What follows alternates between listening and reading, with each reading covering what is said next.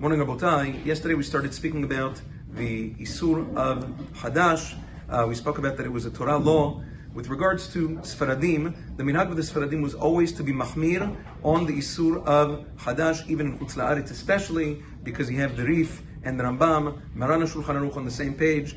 They all say that the Isur Chadash applies outside of Israel as well. They all say that it also applies to produce of a non-Jew. And in Sephardic lands in the Middle East, North Africa, and those areas, their grain always used to grow in the winter, such that by the time Pesach rolled around, it would be matir, all of the Chadash, and everything would be Yashan anyway. That was great. In Ashkenazi lands, in Europe, the issue was that they had to plant their grains during the spring, after Pesach. Things didn't grow in the winter as much, and therefore it was much harder for them to get Tevuah Yishana, and because of that, you see many Poskei Ashkenaz bringing all sorts of kulot, all sorts of leniencies with regards to Isur Chadash. You look at the Ramah, you read the Asiman, Res Tzadigiman, speaking about a Safek Sfekat to be matir Chadash. Look at the Bach, Harav Bait Chadash, Rabbeinu Yaim Sirkish. He says over there, he comes out at the end of the day, at the Halacha, is that the Isur of Chadash does not apply to grain that belongs to a non-Jew. Because of that, so let's put things into perspective. Anything with a reliable hashgacha produced in Israel today is considered to be Yashan. That's right off the bat.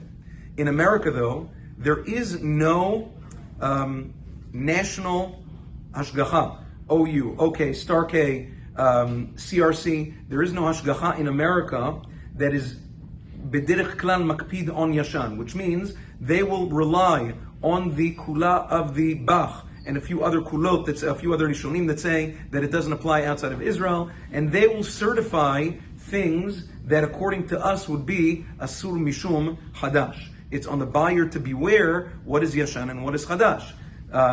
Famously, the Shagat Aryeh, a gunner of Aryeh Leib Mimetz, was very, very stringent about Isur Chadash. Not only that, he used to go around everywhere giving shiurim about how the Torah would gird itself in sackcloth about people being matir these isurim based on weak arguments. Because of that, he couldn't get a job in any keilah in Europe. Nobody wanted to hire him because of his stringent stance on Yashan. He used to say that Chadash was treif, all their kilim were treif. He was very, very machmir. In any event, by the way, the Gaon Mivilna also goes after the Bach, and he says that he shouldn't have been matir. He says, why are you being matir a Chadash that belongs to a non-Jew? Who says that that's mutar? Anyway, in any event, this is not really an Ashkenazi or Sephardi thing, because there's plenty of Ashkenazi poskim that are also machmir. Now, Halacha Ma'aseh. Nowadays, like we said yesterday, right now, right after Pesach, you can safely assume that all grain products on the market for the time being are Yashan. Not an issue. If you want to stock up now would be a great time because everything's Yashan.